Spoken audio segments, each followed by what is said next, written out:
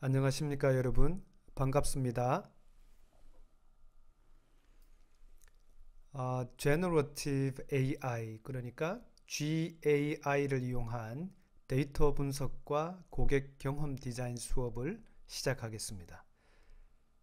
학습 내용은 데이터 인사이트, 데이터 분석과 시각화, 그리고 고객 경험 디자인으로 구성되어 있습니다. 데이터 인사이트에는 4가지 유닛으로 구성되어 있습니다. 우선 첫 번째, 지식, 지혜, 인사이트에 대해서 먼저 살펴보겠습니다. 데이터 인사이트는요, 제가 인사이트의 개념을 설명을 드리기 위해서 데이터 정보, 지식, 지혜의 과정을 설명을 드리겠습니다. 맥캔들레스라고 하는 분이 시각화 전문가이시죠. 이분이 정보의 위계라는 내용의 이와 같은 피라미드 내용을 발표를 했습니다. 자, 우리가 데이터 분석을 위해서 특히 인공지능 시대에 어떻게 그 데이터 속에서 인사이트를 도출하는지를 간단하게 설명을 드리겠습니다. 데이터는 분리된 요소입니다. 예를 들어서 제 이름 송혜근 이렇게 하면 하나의 데이터이죠. 또한 예를 들어서 전국 200개 대학교 전체 대학을 숫자를 얘기를 하면 이것은 데이터가 되겠습니다. 그래서 단어, 숫자, 암호, 도표 데이터베이스 하나의 분리된 요소이고요. 이것이 묻기, 계산하기, 대조하기, 정량화하기, 수집하기 이런 과정들을 토대로 통해서 시각화를 하면 이 데이터를 우리가 분석하는 준비가 된다 이렇게 얘기를 합니다. 한번 예를 들어 볼까요? 다음 보시면은 서울 주요 자치구의 인구 구조 현황을 볼 수가 있습니다. 이거 보면 엑셀 형태로 되어 있는데요. 이 가로를 우리가 행이라고 하고 로우라고 하죠. 세로를 칼럼이라고 합니다. 세로를 칼럼. 그러면 행과 열의 구조로 되어 있다고 하죠. 이 데이터는 지금 데이터의 유형 중에서 분석하기에 최적합되어 있는 정형 데이터라고 합니다. 이렇게 엑셀 형태로 데이터가 정리가 되면 특히 탑쌓기 형태로 제목이 있고 내용이 있고 제목이 있고 내용이 있고 그렇게 되어 있으면 이것이 정형 데이터로서 가장 최적합되어 있다 이렇게 얘기를 합니다. 모든 행이 동일한 열 구조를 가질 때를 말하는 겁니다. 예를 들면 모든 열이 모든 행이죠. 모든 행이 동일하게 자치구 인구수 14세 이하, 그 중에서 65세 이하 세대수, 외국인 수 이렇게 되어 있죠. 이걸 그래프로 그리면 아마도 이렇게 될 겁니다. 이건 무엇이냐면 인구수별로 소팅이 되어 있는데요. 정렬이 되어 있는데요. 즉 가장 인구가 많은 쪽이 먼저 나오도록 해놔서 그래프에도 그렇게 반영이 되어 있습니다. 간단하게 데이터에 대해서 가공되지 않은 사실이나 숫자로 해서 이것을 시각화함으로써 우리가 잘 시각화함으로써 우리가 연관된 요소를 찾게 되면 이것이 정보가 된다고 합니다. 정보라고 하는 것은 목적에 맞게 선별되고 정리된 데이터입니다.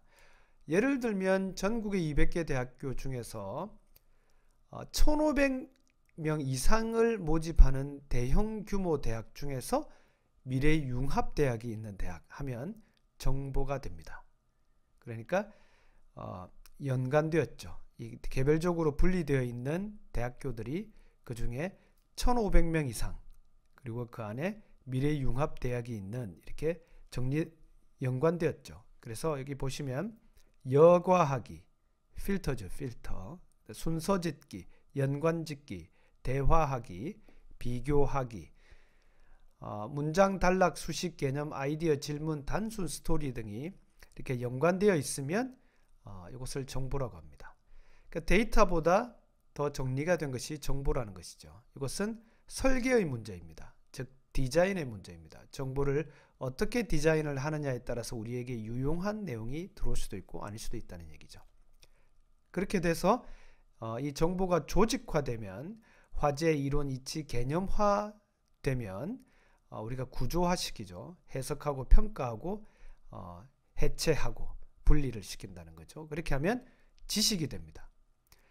만약에 우리가 미래융합대학이 있는 대형 규모 대학을 정보로 가지고 있으면 이 선정된 대학이 전국에서 10개 정도가 된다고 한다면 이 미래융합대학을 교육과정, 취업, 입결, 위치 등을 대상으로 평가를 할 수가 있을 겁니다. 그러면 가장 우수한 대학이라는 것이 나오겠죠.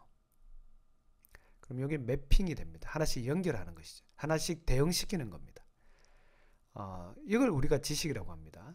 즉 정보로부터 평가를 통해서, 예를 들어서 이 평가가 하나 있죠. 평가를 통해서 가장 우수한 대학을 매핑시킨다면, 혹은 전주대 미래융합대학에서 진행하는 데이터 분석과 고객 경험 디자인 수업이 높은 평가를 받았다고 한다면 매핑을 시킨 것이죠. 대응을 시킨 것이죠. 이게 지식입니다. 이 지식은 곧 말씀드리겠지만 여러분의 능력입니다. 그리고 파워입니다. 평가를 할 수 있다는 것은 하나의 능력인 것이고, 가장 잘하는 곳이 어딘지 뽑아내는 것은 능력입니다. 그런데 그 위에 지식이 있습니다. 즉 지식을 종합해서 의사결정을 내리면 지식입니다. 지혜입니다. 이 지혜는 명시적인 언어로는 표현이 불가합니다. 한번 예시를 들어보겠습니다. 지식이라는 것은 제가 힘이라고 말씀을 드렸습니다. 이 힘인데 지식은 경험을 통해서, 그리고 사전 지식을 통해서 추론을 하고, 그리고 자기 성찰이라는 과정을 통해서 자기 자신을 아는 것이죠. 통해서 습득을 하고, 또한 학습을 통해서 기억하고 이해하고 회상하는 과정을 기억이라는 이름으로 지식을 습득을 하고요. 그 다음에 전문가의 진술, 즉 사람으로부터 배우는 것을 통해서 이렇게 총 지각, 추론, 자기 성찰, 기억, 전문가 진술, 이렇게 총 5가지 영역을 통해서 지식을 얻게 되는데요. 우리가 지식을 올바로 사용하면 이것을 지혜라고 합니다. 찰스 헤이든 스펄전은 영국의 침례교 목사입니다. 자, 지혜는 어떻게 되냐면 타고나지 않으며 경험을 통해서 더 지혜로워지는데 2가지 맥락으로 설명을 드리겠습니다. 자, 지식을 축적을 하고 이걸 올바로 사용을 하면 지혜가 된다고 말씀을 드렸습니다. 지혜는 2가지 측면입니다. 액션 측면이 있고 관찰 측면이 있습니다. 액션 측면은 옳다고 믿는 일을 하는 것이고요. 즉 불우이웃돕기가 이해가 되겠죠. 그렇지만 우리는 잘 하기 어렵잖아요. 그러니까 지혜롭다고 하는 겁니다. 알고 있는 대로, 올바르다고 알고 있는 대로 행동하는 것, 즉 액션 측면이고, 2번째는 관찰 측면인데요. 화난 사람에게 침착하게 대응을 하지 않고 침착하게 대응을 한다는 것이죠. 그리고 고속으로 따라오는 자동차에게 양보를 해주는 것, 어떤 이유가 있을 것이야, 괜찮을 것이야, 이렇게 관찰하는 측면, 그리고 올바르다고 믿는 대로 행동하는 측면, 이렇게 지혜를 우리가 지식의 상위의 개념으로 놓습니다. 근데 지혜를 얻는 방법은 무엇이냐면 질문을 두려워하지 않고 새로운 것을 배우고자 하는 사람에게는 지혜로워집니다. 더 많이 알고 지식을 더 많이 사용하고 행동하는 것이고, 실행 전에 생각, 겸손, 실패를 통해서 배우고자 하는 사람은 지혜로워집니다. 그러니까 지식 위에 지혜가 있다고 요약할 수가 있습니다. 자, 이제 우리의 주인공인 인사이트. 우리는 데이터를 통해서 인사이트를 얻는다고 주장을 합니다. 자, 인사이트는 무엇이냐면 깊이 축적된 지식과 경험을 통해서 지혜로운 행동을 할 때, 즉 지식을 올바로 사용을 해서 지혜로운 행동을 할 때 유레카 순간이 옵니다. 무엇이냐면 아하! 바로 이것이 그 문제의 진짜 원인이었어. 아하! 이것이 청년이 유출되는 원인이야? 진짜 원인이야? 진인이야? 아하! 당뇨병의 원인을 찾아냈어. 아하! 우리가 매출이 부진했었는데 데이터 분석을 해보니 진짜 매출 부진의 원인은 이거였어. 바로 지식과 지혜가 선행이 되어서 직관적이고 상황 문제 해결에 도달하는 겁니다. 이것이 바로 인사이트입니다.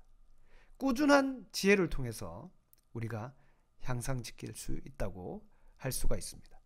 자, 이상으로 지식, 지혜, 그리고 인사이트로 가는 과정을 데이터에서부터 정보 순서대로 설명을 드렸습니다. 이제 두 번째 유닛이 되겠습니다. 두 번째 유닛은 GPT를 이용을 해서 몰입을 한다는 얘기입니다. 제가 이렇게 원고를 썼는데요. GPT를 이용한 몰입은 세 가지 방법을 아시면 됩니다. 어떻게 아시면 되냐면요. 도전 과제와 능력이 균형을 이루게 되면 됩니다. 자, 말씀을 드리겠습니다. 가로축은 스킬 수준이고요. 세로축은 내가 도전해야 되는 과제입니다. 과업입니다. 이 이론은 헝가리 심리학자인 미국의 심리학자인 여기 보면 헝가리 출신의 미국 심리학자라고 되어 있죠. 몰입 이론을 창시하신 분인데 이분이 주장한 세 가지 방법입니다. 몰입을 어떻게 하면 되는지를 말씀을 드립니다. 자, 가로축을 보시면 스킬 수준이 높을 때 내가 수행하는 과업 수준이 낮으면 여기 릴렉세이션이라고 되어 있죠. 이게 몸이 이완된다고 해서 몸이 늘어지는 것이죠. 근데 이 단계에서 내가 업무가 조금 수준이 올라가면 내 능력은 여전히 상이고 업무가 중이죠. 여기가 좀 되면 자기 효능감이 올라갑니다. 무슨 말이냐면 내가 이 정도 업무는 충분히 처리할 수 있지 하면서 본인이 어떤 업무를 처리하는지를 잘 알고 잘 수행을 합니다. 이게 컨트롤 단계입니다. 이 컨트롤을 잘 하는 분은 난이도가 올라갈 때 플로우, 즉 몰입이 일어납니다. 저 다른 형태로도 한번 설명을 드려보겠습니다. 과업 수준이 상당히 높은데 내가 역량이 떨어지면 내 역량은 중간 정도 되고 과업 수준이 매우 높으면 도전이 높아서 성취 동기를 자극하는 단계가 옵니다. 이걸 arousal이라고 합니다. 우리나라 말로 표현을 해보면 아마도 각성이 될지 모르겠습니다. 각성을 일으키면 플로우로 넘어가는데요. 그 전 단계에서는 아주 절망적인 단계가 이렇게 나타납니다. 그러니까 절망에 빠져서 머물 것이냐, 저 밑에까지 내려갈 것이냐, 요거는 걱정하는 것이고, 어패스는 이제 도저히 감당이 안 되니까 무관심한 겁니다. 이거는 냉소입니다. 냉소. 능력도 없고 과업도 수준이 매우 낮은 것이죠. 그런데 anxiety에서 어떻게 됩니까?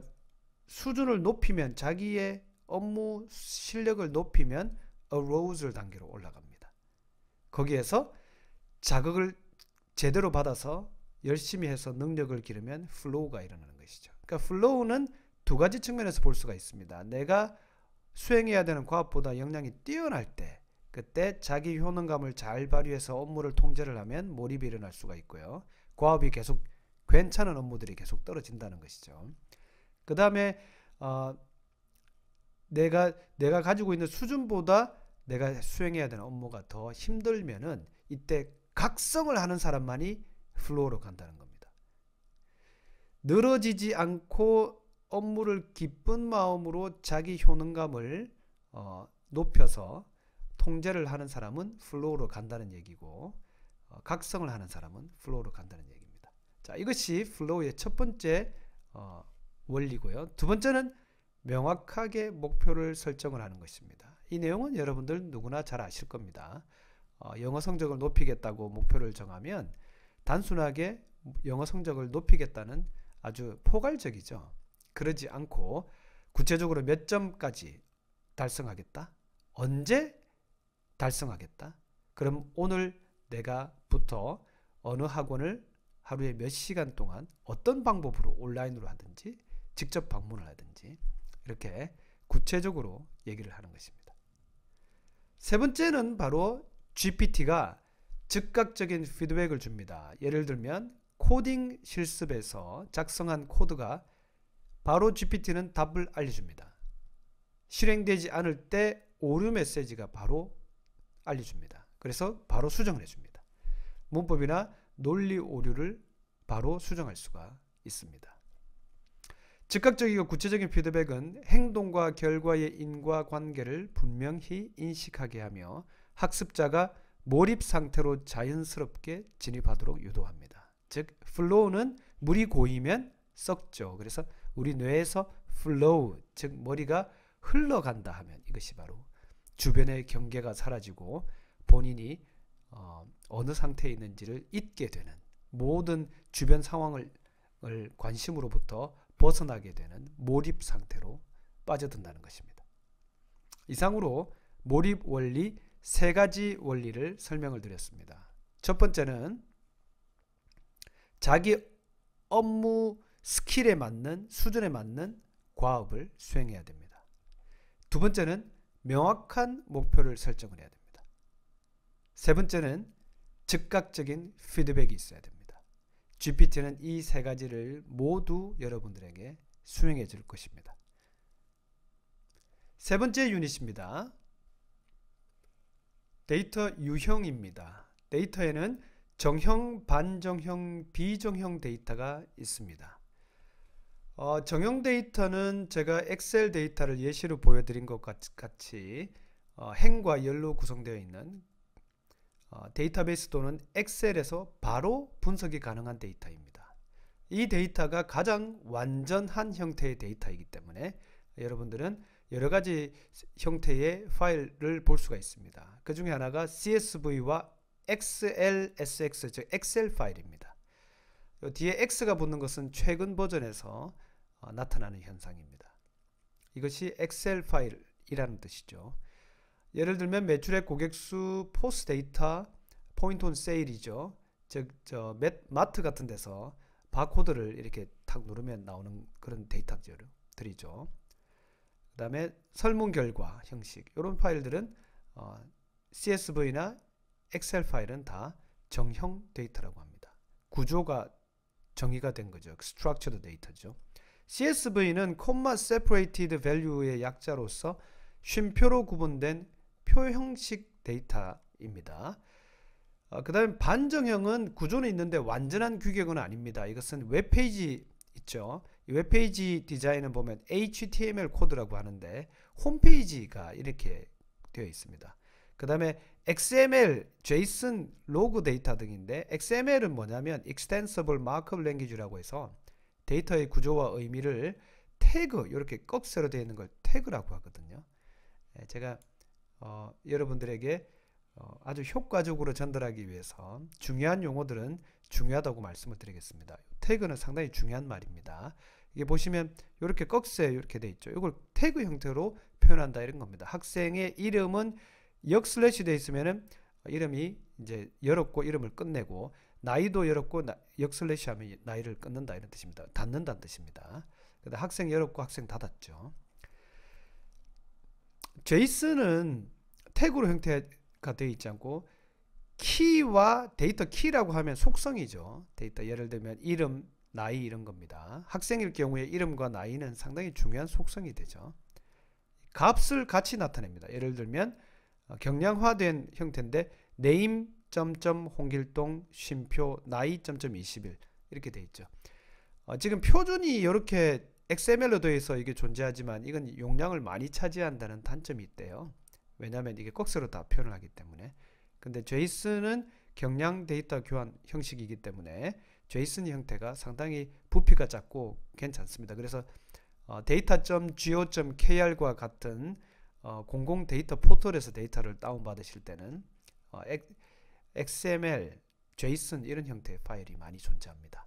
그렇지만 이 CSV 파일이 훨씬 더 정리가 된 데이터겠죠. 반정형은 여러분들이 다운받아서 정형 데이터로 변환을 시켜야 됩니다. 이제 물론 변환시키는 것은 어렵지 않게 충분히 할 수가 있습니다. 비정형 데이터는 영상이나 이미지와 같이 녹취한 데이터와 같이 이렇게 SNS 글 같은 내용, 이런 내용들은 비정형입니다. 이런 내용들은 텍스트 마이닝이나 감성 분석, 음성 인식, 이미지 인식 프로그램들을 통해서 이 모든 것은 다 GPT가 알아서 해줍니다. 통해서 여기 정형 데이터로 변환을 시키면 분석을 하는 것입니다. 간단하게 비교를 해보면 CSV는 정형 데이터, 엑셀 파일, 그 다음에 XML은 반정형, JSON도 반정형인데 JSON이 훨씬 빠르고 쉬운데 요 내용은 XML처럼 느리고 태그 중복이 많고 다소 복잡한 건데도 불구하고 기계 처리 속도나 효율만 본다면 JSON이 명백하게 우위가 있는데도 불구하고 XML이 많이 활용되는 이유는 표준화와 산업 호환성 때문에 아직은 XML을 많이 쓰고 있습니다. 그 다음에 여기 보면 프리라고 이렇게 되어 있는데 프리 열고 닫고 이렇게 되어 있죠. 이건 프리포매티드 약자로서 그냥 서식 그대로 보여주기 하는 그런 기능을 가지고 있습니다. 그래서 늘 여기 상투처럼 사용을 하죠. 자, 이상으로 데이터 유형 비교를 마치고 네 번째 유닛인 정형 데이터 분류 및 예시를 살펴보겠습니다. 정형 데이터는 마지막으로 우리가 분석 직전의 데이터라고 했습니다. 이 정형 데이터는 수치형과 범주형으로 나눌 수가 있습니다. 물론 이 범주형도 숫자를 다 부여는 할 수가 있습니다. 그래서 분석이 된다는 얘기죠. 정형 데이터는 가장 완전한 형태의 분석 직전의 데이터 형태라고 했습니다. 수치는 다시 연속과 이산으로 나누어집니다. 예를 들면 강수량, 거리, 시간, 체중 이런 것들은 체중이 60kg다, 70kg다 하면 그 사이에 무수히 많은 숫자들을 연속으로 쪼갤 수가 있습니다. 뭐 60.0001도 이제 존재하는 거죠. 이산형 데이터는 오늘 내가 읽었던 책의 수, 차량 보유 수, 마신 커피 수와 같이 쪼개지는 데이터가 아니고 1, 2, 3 이렇게 단위로 넘어가는 겁니다. 정수 단위로. 책을 읽었는데 반권 읽었어 이러진 않죠. 1.5권 읽었어 이러진 않죠. 오늘 우리 커피점에 도착한 방문한 고객 수 178명 이렇게 하지 178.5명 이러지 않죠. 자, 그런 건 이산형이라고 합니다. 범주형은 범주가 있습니다. 범주 카테고리가. 예를 들면 고객 만족 설문조사에서 매우 만족, 만족, 보통, 불만족, 매우 불만족 하면 이건 설문조사, 강의평가, 영화 별점도 마찬가지고 순서가 있는 것이죠. 오디널 데이터라고 합니다. 반면에 명목상의 데이터가 있습니다. 예를 들면 어느 국가, 대한민국, 미국, 영국, 타일랜드 많죠. 종교, 혈액형, 중국집, 음식, 메뉴, 짜장면, 탕수육, 짬뽕 이렇게 있습니다. 이런 이름들은 그냥 명목상 붙이는 이름입니다. 자, 그런데 설문조사 결과에서 매우 만족을 5점으로 두고 그 다음에 만족을 4점, 보통을 3점 이렇게 점수를 부여를 할 수 있죠. 5점에서 1점까지. 명목형도 마찬가지입니다. 중국집 짜장면 오늘 몇 개가 팔렸느냐 하면은 짜장면을 1번이라고 두면 됩니다. 컴퓨터에서 짜장면이라고 하면 수치를 잘 이해를 못하죠. 그러니까 1, 그거는 짜장면이다 이렇게 주석을 달아놓는 겁니다. 그러니까 숫자를 대응을 시킬 수 있기 때문에 짜장면은 짬뽕은 2번, 탕수육은 3번 이런 식으로 메뉴마다 번호를 국가마다 번호를 이렇게 붙여놓으면 그에 대응하는 예를 들어서 짜장면집 같은 경우에는 매출량, 판매량, 컴플레인량 이런 것들을 우리가 대응시킬 수가 있는 것이죠. 자, 이상으로 데이터 유형에 대해서 간략하게 설명을 드렸습니다. 여러분들 한번 퀴즈를 한번 풀어보십시오. 예를 들면 나이, 연수입, 온도, 양품, 불량품 수는 어떤 것은 연수기고 어떤 것은 이산형이거든요. 마찬가지로 성별, 과목, 성적, 만족도도 어떤 것은 순서형이고 어떤 것은 명목형입니다. 이것도 한번 고민을 해보시고 화면을 멈추셔서 생각을 해보시다가 다시 화면을 재생해서 정답을 확인하시기 바랍니다. 나이는 연숙형이고요. 연속해서 가죠. 쪼갤 수 있죠. 연수입도 연숙형이고 온도도 연숙형입니다. 그런데 양품, 불량품 수는 이산형이죠. 불량품 수, 양품 수, 개수죠. 성별은 남자, 여자 이런 성별은 명목형입니다.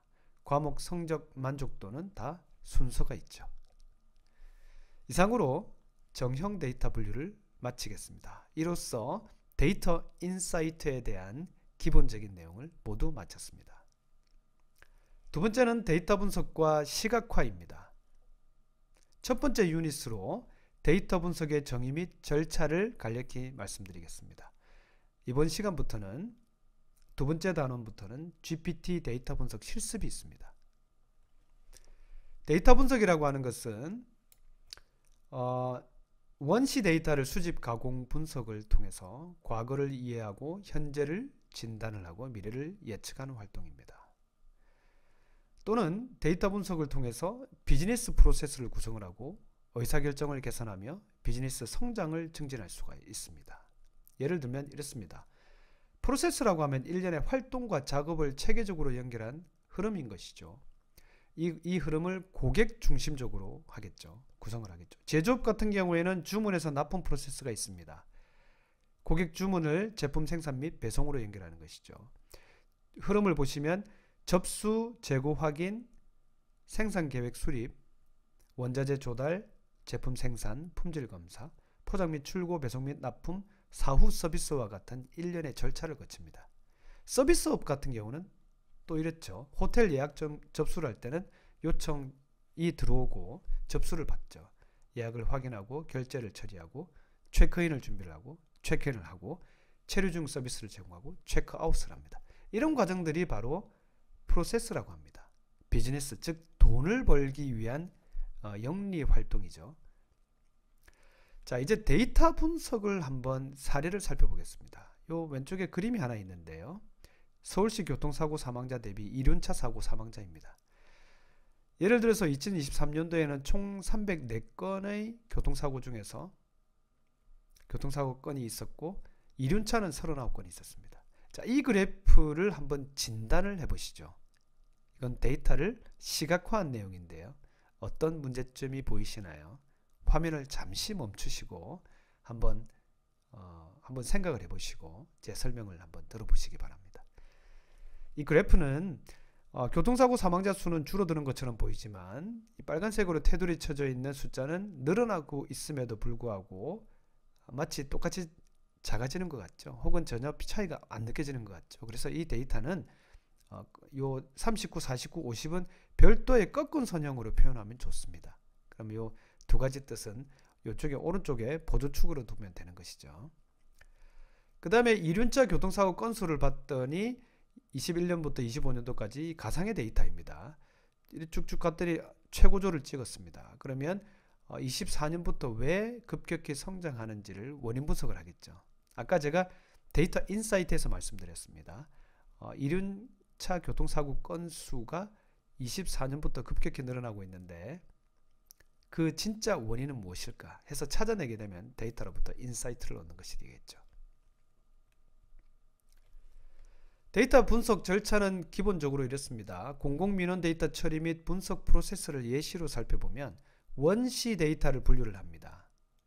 그리고 전처리 과정을 거치고 분석 및 시각화를 합니다. 아주 간단하게 설명을 드릴 수가 있습니다.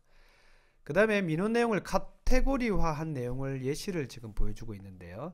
여기 보면은 민원 제기자 정보가 있고 데이터 정제 및 카테고리화가 있고 현황 및 분류 분석이 있습니다. 예를 들면 판매자가 있으면 판매자의 하자 외에 판매자가 상품이 하자가 있고 하자가 없었으면 상품이 하자가 있으면 환불됐고 교환됐고 환불됐으면 문의 거절, 위약금 지연, 연락두절, 그 다음에 상품 외에는 사기를 당했다든지 불이행, 연락두절, 허위 매물, 즉 판매자마다 이렇게 민원 내용을 카테고리화 할 수 있겠죠. 이 위 1번, 2번, 3번, 4번을 뭐라고 그러냐면 위계라고 합니다.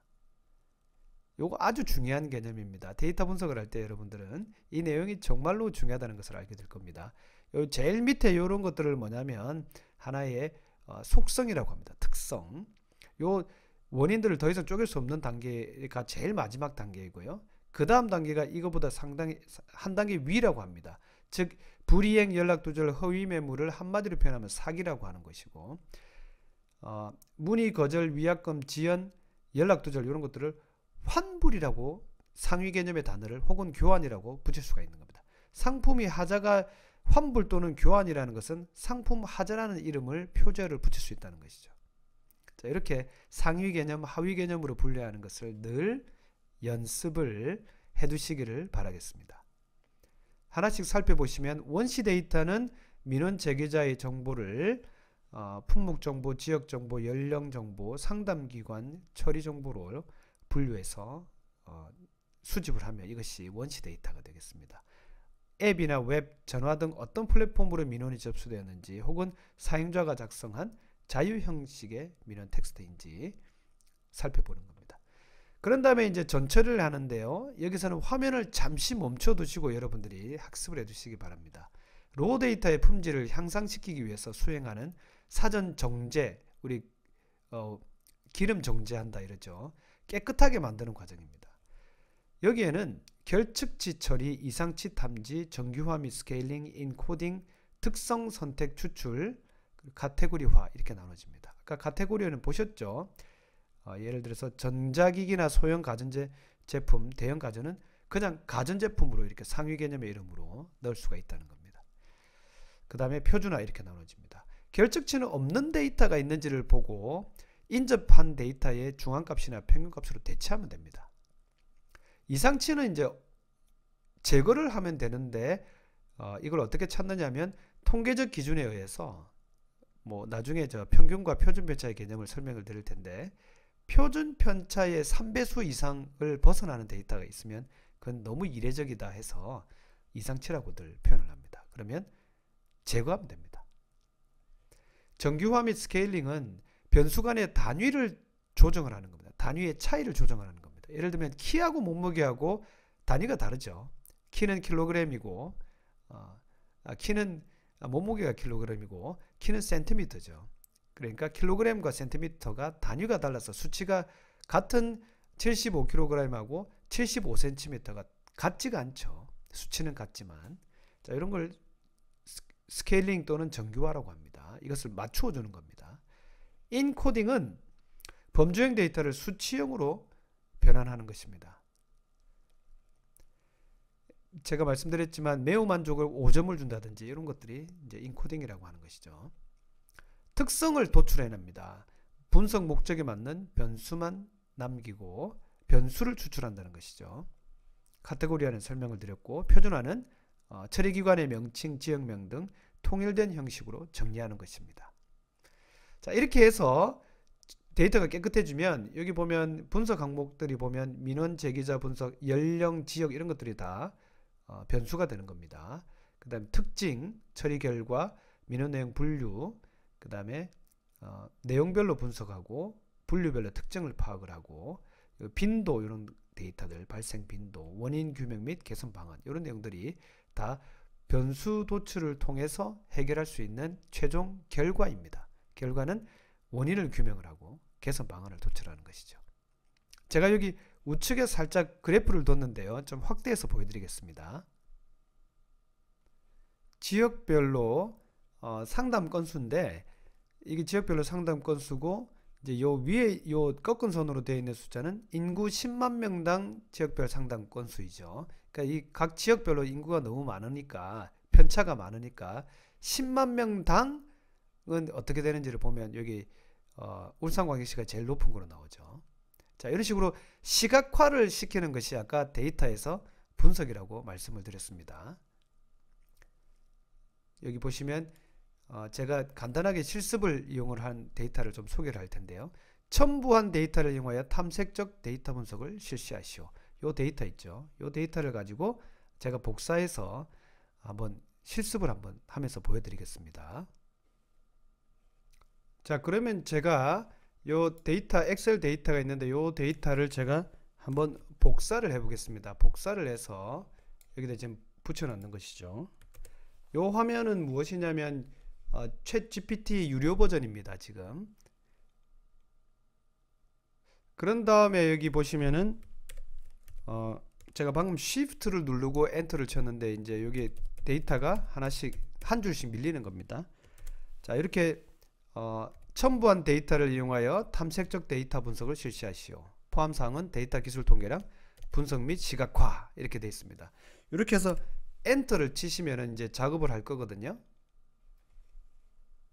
자, 그렇게 해서 도출된 데이터를 보시면 평균 중앙값 최소 최대 표준 편차. 우리 데이터 인구수가 있었고, 그 다음 14세 이하 인구가 있었고 65세 이상 세대수 외국인 수가 있었습니다. 각각에 대해서 평균 중앙값 최소 최대 표준 편차 이렇게 하죠. 표준 편차는 제가 개념을 설명드린다고 했는데요. 평균이 전체 대표하는 값이고요. 가운데 값이죠. 실질적으로 숫자를 작은 것부터 큰 거로 딱 놓고 제일 가운데 숫자는 중앙값이라고 합니다. 요 두 개가 데이터들이 골고루 분포를 하면 이 두 개가 거의 비슷합니다. 근데 여기 보시면 14세 이하는 좀 비슷하죠. 65세도 그렇고 세대수는 조금 다르죠. 이 데이터들이 치우쳐져 있으면은 평균하고 중앙값이 격차가 좀 발생을 합니다.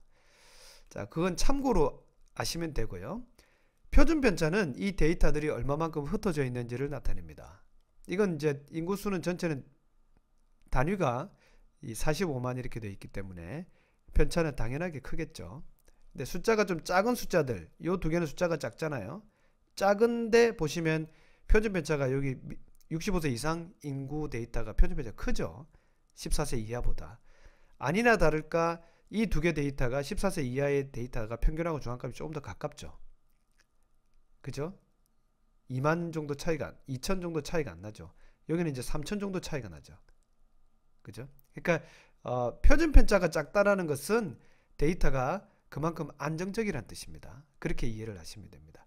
그리고 평균과 중앙값이 비슷하다고 한다면 데이터가 좌우로 치우치지 않았다는 것입니다. 그렇게 이해를 하시면 됩니다. 그 다음에 요약 인사이트에서 어디 규모가 편차가 매우 크고 14세 이하와 65세 이상 인구 모두 구간 격차가 크다 이런 식으로 요약을 해줍니다. 그 다음에 시각화 그래프, 아까 우리가 그렸던 엑셀에서 그렸던 시각화 그래프랑 아주 유사한 그래프를 그려줍니다. 해석도 해주고요. 그 다음에 쭉쭉쭉쭉쭉 해서 각 그 데이터별로 인구수 14세 이하 65세 이상 외국인 수 각각에 대해서 이제 종합 결론은 서울은 자치구간 인구 규모 및 연령 구조가 매우 이질적이라서 강남, 강서, 송파는 인구와 외국인이 많이 몰리고 동북권은 고령화가 심하고 인구 구조가 작다. 이런 결론을 내려줍니다.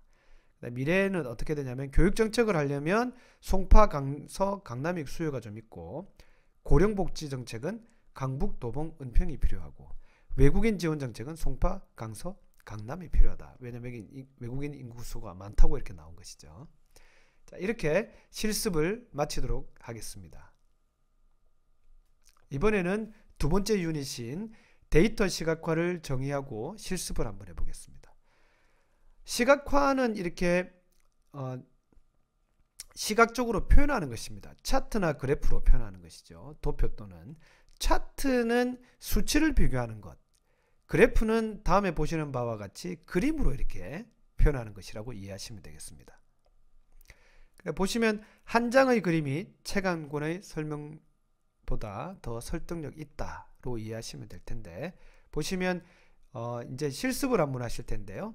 아까와 같은 GPT 유료 버전에다가 대고 요 화면을 여러분들이 복사해서 한번 붙여 보시기 바랍니다. 즉 첨부된 인포그래픽 이미지를 분석해서 모든 영어 텍스트를 인식한 뒤 어떻게 한다 쭉쭉쭉쭉 밑에 같이 쭉 적으면 됩니다. 오전에는, 오후에는, 저녁에는 어떻고 이런 내용들을 쭉 적고 나서 하면 이런 그림을 그려주는 겁니다. 아주 멋진 사례인 것이죠. 마인드맵 그리기의 절차를 말씀드리겠습니다. 이것은 공간 시각화라고도 하는데요. 여러분들은 이제부터 아주 단단히 집중을 하셔서 좀 살펴보시면 되겠습니다. 예를 들겠습니다. 목적을 먼저 얘기를 합니다. 곤충에 대해서 체계적으로 학습하고 싶어. 목적이죠. 그 다음에 곤충 전반의 학습용의 프롬프트 템플릿을 만들어줘. 그러면 GPT가 만들어줍니다. 아주 장황하게 어떻게 곤충에 대해서 체계적으로 학습할 수 있는지를 알려줍니다. 자, 여기 이제 핵심 키워드죠. 목적에 따른 프롬프트 템플릿을 만들어줘 하면 이걸 그대로 카피해서 붙여넣기만 하면 됩니다. 그럼 GPT가 답을 해줘요. 그러면 GPT가 이제 요 템플릿에 맞는 답을 주죠. 그러면 위 내용을 마크다운으로 다시 정리해줘. 그렇게 하시면 마크다운으로 정리된 결과를 얻을 수가 있습니다. 그렇게 해서 위에 마크다운 코드 전체를 복사를 해서 구글에 가면 마크맵이라고 하시면 됩니다. 자, 구글을 띄웠죠. 여기서 제가 마크맵이라고 한번 입력을 해 보겠습니다. 그렇게 하면 이렇게 나오죠. try it out이 있습니다. 여기다가 대고 왼쪽에는 코드가 있고 마크맵 언어가 있고 오른쪽은 그에 따라 그림 그린 게 예시가 나와 있죠. 저걸 다 지워 봅니다. 지웠죠. 그리고 파워포인트에서 제가 예시로 나와 있는 이 내용입니다. 요게 마크맵으로 그려준 겁니다. 요거를 제가 복사를 해서 여기다가 한번 붙여 넣어 보겠습니다. 그럼 어떻게 됩니까? 이렇게 그려주죠. 이렇게. 이보다 훨씬 복잡하게도 그릴 수 있습니다. 자, 그래서 요거를 HTML로 다운로드를 받으시면 이렇게 다운로드를 받으신 거고, 그 HTML은 뭡니까? 요 폴더에 저장되어 있습니다. 여기 폴더에. 물론 여러분들 폴더를 바꿀 수도 있는 것이죠. 세 번째 실습은 요 화면에 보이는 것 같은 워드 클라우드입니다. 텍스트 마이닝 기법의 일환인데요. 언어 자료의 탐색적 분석 및 의사소통 강화를 위해서 유의미한 방법론이다. 이렇게 정의가 되어 있습니다. 글자 구름, 사람들이 쓴 글이나 말에서 많이 등장하는 단어를 모아서 큰 글씨는 자주 나온 단어, 작은 글씨는 덜 나온 단어로 보여주는 그림입니다. 중요한 단어를 잘 눈에 띄게 할 때 주로 많이 쓰이고 있죠. 나머지도 이렇게 발표나 수업에서 사용하면 청중이 더 집중해서 내용을 잘 이해하는 장점이 있습니다. 텍스트를 여기 화면에 잠시 멈춰 두시고 여러분들이 요 데이터가 뭐냐면 커피 방문했던 정을 방문했던 사람들이 남긴 리뷰입니다. 그 리뷰를 데이터를 제가 어디서 가지고 왔는데 이 데이터를 여러분들이 복사를 하셔가지고 GPT에 넣어놓고 다음 한글 리뷰 텍스트를 기반으로 에러 없이 워드 클라우드를 시각화해줘 하면 이제 출력 조건은 어떻게 하고 요건 이제 프롬프트 템플릿으로 만들어줘 했을 때는 이런 식으로 얘기를 해줍니다. GPT가요. 그럼 요걸 그대로 복사를 해서 붙여 넣으면 된다는 얘기죠. 자, 이상과 같이 복사한 것을 붙여 넣으시면 요렇게 나올 겁니다. 이렇게 나오는데 그렇지 않고 여러분들은 인터넷에서 이렇게 한글 폰트를 나눔 고딕 한글 폰트를 다운로드 받을 수가 있거든요. 요 4개 파일이 기본입니다. 엑스트라 볼드, 라이트, 그 다음에 볼드, 그 다음에 그냥 나눔 고딕 이렇게 4종류가 있습니다. 요걸 인터넷에서 다운 받으시면 한글 폰트 다운로드 이렇게 치시면 구글에서 다운로드 받을 수 있습니다. 그 다음에 코리아나이즈 언더바 매트플롯 라이브러리, 요거는 파이썬에서 뭡니까? 한글을 전문적으로 지원하기 위해서 사용하는 라이브러리라고 보시면 됩니다. 이후에 있는 것은 버전이기 때문에 빼시더라도 코리아나이즈드 언더립 요 밑에 이렇게 언더바 넣으시고 매플롯 라이브러리 하신 다음에 다운로드 하시면 또 이 파일을 다운로드 받을 수 있습니다. 확장자가 .whl이라는 것만 확인하시면 됩니다. 그렇게 해서 요 파일 5개를 다운받은 다음에 GPT한테 올려 놓으시고 한글 깨지지 않게 다시 만들어줘 하면 이렇게 만들어줍니다. 아주 멋지게 여러분들이 활용할 수 있는 도구입니다. 이제 세 번째 마지막 단원인 고객 경험 디자인을 말씀을 드리겠습니다. MOT와 MOT 차트입니다. 여러분들은 데이터 분석을 통해서 고객을 만족시키는 역할을 하는데요. 그것이 주요 목적이죠. MOT라고 하는 것은 Moment of Truth라고 해서 결정적인 순간을 의미를 합니다. 즉 스페인의 투 용어인데요. 이렇게 투 용어인데요. 이 투사가 마지막 한 칼을 탁 집어넣어서 이 소를 죽이는 그 장면, 즉 고객이 조직의 어떤 측면과도 접촉하는 순간, 이것이 투사가 이 황소를 한 방에 일격으로 그냥 쓰러뜨리게 만들 때 그 순간이라고 비유를 했습니다. 왜냐하면 그때 고객은 조직에 대한 인상을 형성하기 때문이라고 합니다. 스칸디나비아 항공사의 얀 칼슨이라는 회장이 처음으로 제시한 개념인데요.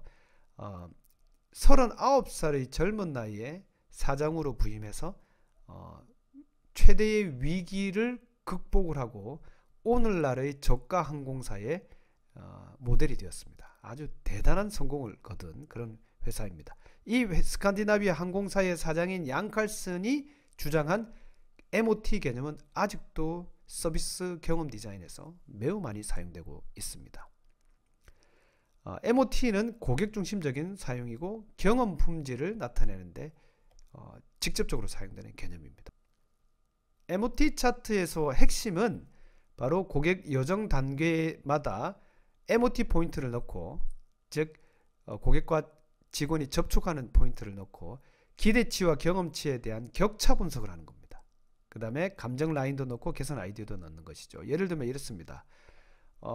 항공 문의 예약 같은 경우에는 1번부터 15번까지 이렇게 MOT 차트를 그리거든요. 이렇게 이게 차트입니다. 요건 시각화 시키는 차트죠. 요거 나중에 GPT로 다 이렇게 만들어 달라고 하면 만들어 줍니다. 앞에서 했던 예시와 그대로 똑같이 프롬프트 템플릿을 만들어 줘 하시면 됩니다. 각 단계마다 예를 들면 문의 전화 오기 전도 있죠. 어떻게 해서 인식을 했고 문의 전화를 어떻게 하게 되는지 전 단계도 있습니다. 그 다음에 좌석을 착석을 하고 이후 단계도 있죠. 이후에 빠져나가서 리뷰를 쓴다든지 다양한 활동들을 할 겁니다. 그건 다 빼고 MOT만 보는 겁니다. MOT만. 자, 보시면 이렇습니다. 예약, 체크인, 기내 탑승, 기내 서비스, 도착 후 이런 모습들이 있죠. 각각에 대해서 MOT 접점을 나열을 하고, 예를 들면 예약할 때 웹사이트를 보잖아요. 빠르고 간단하게 예약을 하기를 바라는데 로딩 지연이나 UI가 불편하면 갭이 생깁니다. 이 마이너스 갭이라고 하면 기대한 것보다 실제로 인지된 게 안 좋다라는 거죠. 체크인도 마찬가지고 공항 직원 응대가 체크인의 MOT입니다. 체크인이라고 하는 여정에서 고객 여정 단계죠. 친절하고 정확한 응대를 하면 기대한 건데 무표정하고 무관심으로 했다 하면 이제 기분이 좀 더 안 좋아서 마이너스 3점 한 거죠. 7점 각각에 대해서 7점 척도로 해서 할 수도 있는 겁니다. 기내 탑승을 보시면은 승무원의 인사 태도를 이제 보는데 고객은 정중하고 친절하고 정확한 좌석 안내, 그 다음에 쾌적한 객실 질서 탑승을 할 것을 기대하죠. 그런데 긍정적인 요인과 부정적인 요인을 쭉 보고 점수를 매기는 겁니다. 이게 이제 하나하나 실제 경험에 대해서 좀 세분화시킨 걸 예시를 들은 겁니다. 이걸 샘플로. 자, 이렇게 하면 여러분들이 요 보고 이제 연습을 할 수가 있지 않습니까? 그러면 각 단계마다 이렇게 갭을 분석할 수가 있죠. 이게 바로 데이터 분석이라는 겁니다. 고객 경험을 디자인하기 위해서 MOT 차트라는 개념을 쓰고 이 갭 형태로 나온 이 숫자들을 분석을 하면 여러분들은 본 강좌의 목적을 모두 달성하게 되는 것입니다. 자, 이제 두 번째 예시 유닛인데요. 두 번째 유닛은 바로 사례 분석입니다. 어떻게 하냐면 마트 고객의 동선을 설계하는 겁니다. 예를 들면 이렇습니다. 위에서 사진을 쭉쭉쭉 이렇게 촬영을 해보면 여기 우리 동네 마트를 배경으로 했는데요. 출구가 좀 많긴 하지만 이거 GPT가 그려준 그림입니다. 요 한 보통 두세 개 개찰구가 되죠. 그러면 안에 들어가 보면 이 통로가 있고 보통 스낵바도 있고 부처도 있고, 부처가 뭐냐면 이제 정육점이죠. 이런 것들이 있습니다. 과일 코너도 있고. 그런데 오전에 10시부터 14시, 오후에 16시부터 21시가 피크이니까 월요일부터 일요일까지 한 사람한테, 직원 한 명한테 한 달 동안 시키는 겁니다. 어떻게 시키냐면 고객을 따라다니면서 5초 이상 머무르면 포인트 1을 올려라 해서 이렇게 합니다. 어떤 고객은 포인트 1에서 5초 이상 머문 게 2번, 포인트 2에서는 2번 이렇게 쭉쭉 가면서 제일 마지막에 날짜도 있습니다. 시간도 있습니다. 이렇게 데이터를 다 보면 이게 총 200개 데이터, 20개 포인트에 대해서 총 데이터를 얻어내는 것이죠. 자, 이거를 간단하게 실습을 하면서 본 강의를 한번 마치도록 해보겠습니다. 자, 이제 실습인데요. 이 데이터는 어떻게 구했냐면 제가 GPT로 생성을 했습니다. 이 데이터 안에도 어떤 식으로 데이터를 만들어줘 하고 여러분들이 다 주문을 하면 계속해서 만들어줍니다. 이걸 뭐냐면 질문 응답 루프라고 합니다. 루프는 반복이죠. 자, 보시면은 제가 여러분들에게 두 가지를 알려드릴 겁니다. 소팅하는 방법을 알려드릴 겁니다. 자, 보시면 요거를 보시면 어떻게 되냐면 봐보십시오. 합계를 냅니다. SUM. 자, 컨트롤 누르시고 지금 현재로서는 여기서부터 잡을 거죠. 이제 컨트롤 시프트를 누르시고 키보드의 왼쪽에 밑에 보면 컨트롤하고 시프트가 있는데 두 개를 동시에 누릅니다. 왼쪽 화살표를 하면 끝까지 가죠. 이제 컨트롤을 떼고 시프트만 눌린 상태에서 오른쪽 화살표를 하면 전체 행이 다 잡힙니다. 자, 그리고 엔터를 칩니다. 그러면 이제 여기 총 고객 1번은 24번 포인트를 방문했다 이래 되죠. 이걸 이제 더블 마우스 포인트가 끝에 우측 하단에 사각형의 끝에 갔으면 십자가형으로 바뀌는데 요때 더블 클릭을 하면 쭉 채워 넣기가 됩니다. 자, 이제 200번째 데이터에서 저 밑에도 똑같이 컨트롤 시프트와를 이용을 해서 합계를 쭉 구해 봅니다. 자, 이제 제가 두 가지를 알려드릴 겁니다. 어떻게 하느냐면 소팅을 합니다. 소팅. 어떻게 소팅을 하냐면 고객 있지 않습니까? 고객이 많이 방문한 고객하고 적게 방문한 고객을 한번 소팅을 해보겠습니다. 어떻게 하냐면 요렇게 잡습니다. 고객하고 요 끝에 X까지 쭉 다 잡아. 보통 이제 제가 컨트롤 시프트 이렇게 씁니다. 밑에 합계는 빼고요. 이렇게 잡습니다. 데이터로 가셔가지고 정렬을 들어갑니다. 데이터 정렬. 정렬 들어가서 보시면 우리는 지금 어떻게 하냐면 위쪽 아래쪽을 하죠. 위쪽 아래쪽 요거 소팅을 하죠. 자, 그렇게 해서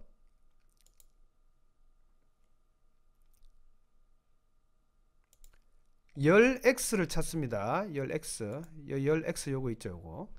자, 어떻게 하시냐면 큰 거에서 작은 거로 하니까 큰 거에서 점점 작아지는 내림차순으로 누릅니다. 자, 보실까요?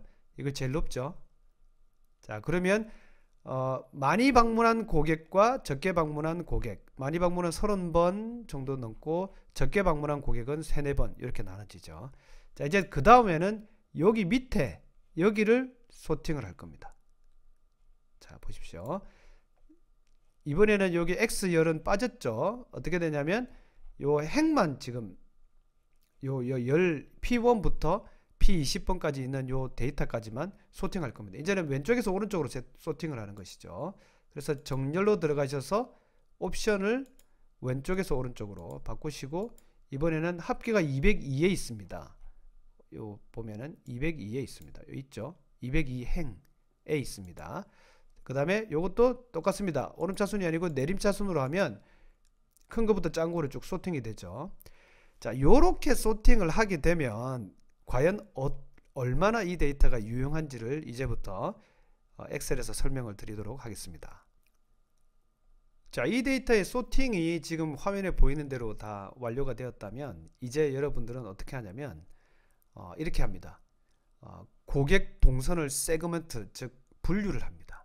세그먼트라고 하는 것은 그 구분으로 나눈다는 뜻이죠. 자, 그러면 P 포인트 1부터 20까지의 데이터 방문 숫자만 놓고 한번 살펴보면 이렇습니다.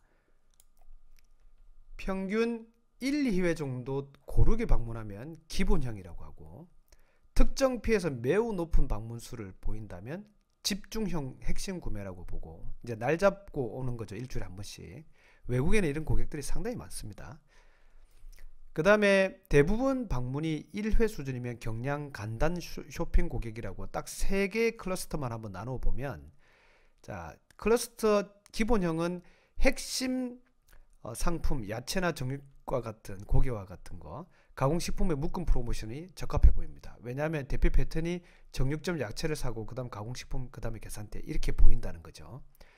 그 다음에 클러스터 1 집중 같은 경우는 정육, 야채, 냉장식품 집중해서 가공식품까지 확장을 하고 그 다음에 경량 간단 쇼핑은 간단한 생필품만 하고 빠른 계산대를 이용한다는 거죠.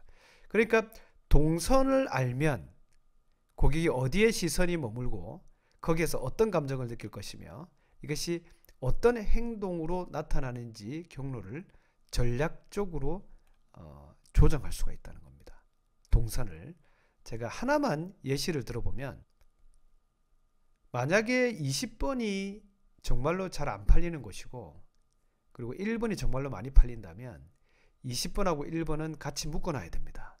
그러면 많이 팔리는 데로 와서 잘 안 팔리는 것도 같이 보게 되죠. 자, 이와 같이 요일별로도 방문 차이가 있는지 포인트 아까 방금 말씀드렸던 특정 포인트에 많이 몰리는지 아니는지 상위 5개 하위 5개를 도출을 할 수도 있겠죠. 그리고 교차 구매 지점, 정육점, 소스류, 빵집, 커피숍과 같이 교차 구매 지점을 어디가 있는지를 확인해서 연결을 하는 것. 프로모션 전략도 마찬가지죠. 관심 품목과 비관심 품목은 같이 묶어서 위치를 조정을 한다는 것. 이런 것들은 전부 다 고객 중심적 전략인데 바로 데이터 기반의 고객 중심 전략이 되겠습니다. 이렇게 해서 데이터 분석과 고객 경험 디자인 내용을 생성형 AI 기술을 이용을 해서 분석하는 방법을 소개를 했습니다. 데이터 인사이트에서부터 데이터 분석과 시각화, 데이터 기반의 고객 경험 디자인까지 살펴보았습니다. 자, 이것으로 강의를 모두 마치겠습니다. 감사합니다.